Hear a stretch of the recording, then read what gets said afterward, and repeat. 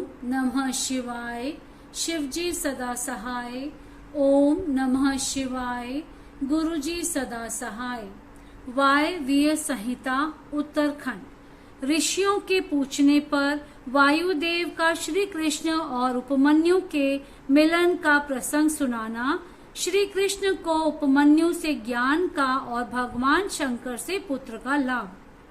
सूत जी कहते हैं, जो समस्त संसार चक्र के परिभ्रमण में कारण रूप हैं तथा गौरी के युगल उरोजों में लगे हुए केसर से जिनका वक्ष स्थल अंकित है, उन भगवान उमा वल्लभ शिव को नमस्कार है। उपमन्यु को भगवान शंकर की कृपा प्रसाद के प्राप्त होने का प्रसंग सुनाकर मध्य काल में नित्य नियम के उद्देश्य से वायुदेव कथा बंद करके उठ गए। तब नैमिषारण्य निवासी अन्य ऋषि भी अब अमुक बात पूछनी है ऐसा निश्चय करके उठे और प्रतिदिन की भांति अपना तत्कालिक नित्य कर्म पूरा करके भगवान वायुदेव को आया देख फिर आकर उनके पास बैठ गए।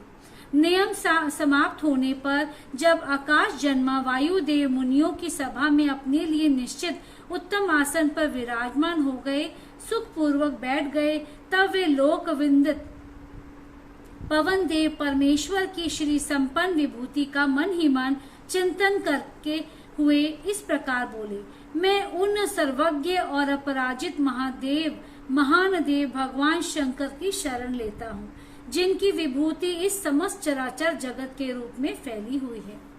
उनकी शुभ वाणी को सुनकर वे निष्पाप ऋषि भगवान की विभूति का विस्तार पूर्वक वर्णन सुनने के लिए यह उत्तम वचन बोले।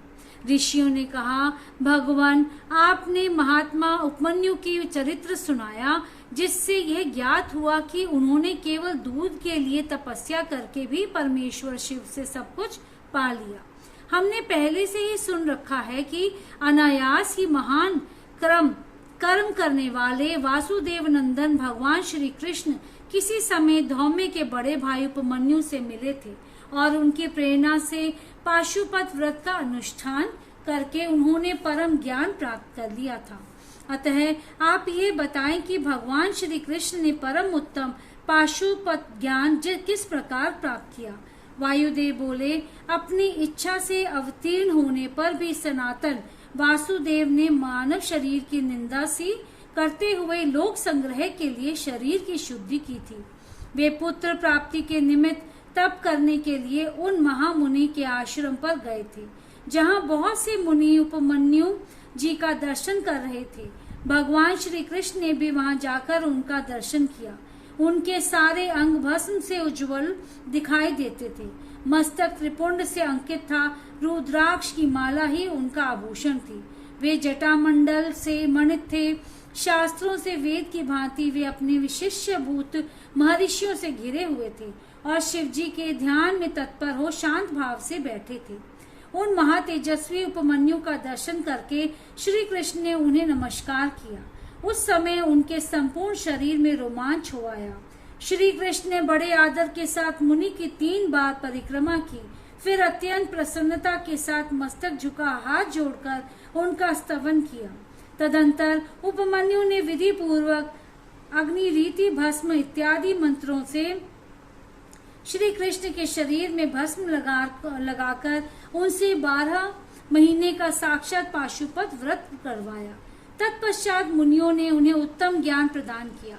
उसी समय से उत्तम व्रत का पालन करने वाले संपूर्ण दिव्य पाशुपत मुनि उन श्री कृष्ण को चारों ओर घेर कर उनके पास बैठे रहने लगे। फिर गुरु की आज्ञा से परम शक्तिमान श्री कृष्ण ने पुत्र के लिए सांब शिव की आराधना का उद्देश्य मन में लेकर तपस्या की। उस तपस्या से संतुष्ट हो 1 वर्ष के पश्चात पार्षदों सहित परम ऐश्वर्यशाली परमेश्वर सांब शिव ने उन्हें दर्शन दिया। श्री कृष्ण ने वर देने के लिए प्रकट हुए सुंदर अंग वाले महादेव जी को हाथ जोड़कर प्रणाम किया और उनकी स्तुति भी की।